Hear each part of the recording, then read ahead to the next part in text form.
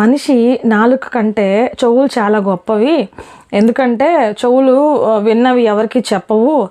నాలుక ఏంటంటే విన్నా వినకపోయినా అన్నీ చెప్పేస్తుంది. ప్లస్ ఇంకొకటి ఏంటంటే అది నరం లేని నాలుక ఎన్నైనా మాట్లాడుతుంది అంటారు.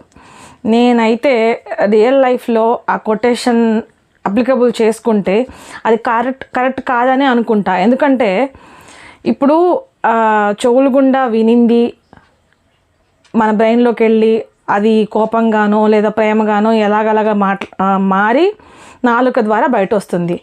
సో రియల్ లైఫ్లో కూడా అంతేనండి. మన వెనక చెప్పేవాళ్ళు, రెచ్చగొట్టేవాళ్ళు, అన్నీ చేసేసి సైలెంట్గా ఉండేవాళ్ళు చాలామంది ఉంటారనమాట. కానీ ఎవరైతే ముందుకు వచ్చి ఎక్స్పోజ్ అవుతారో వాళ్ళే ఫైనల్గా పెద్ద ఎదవలు అయిపోతారు.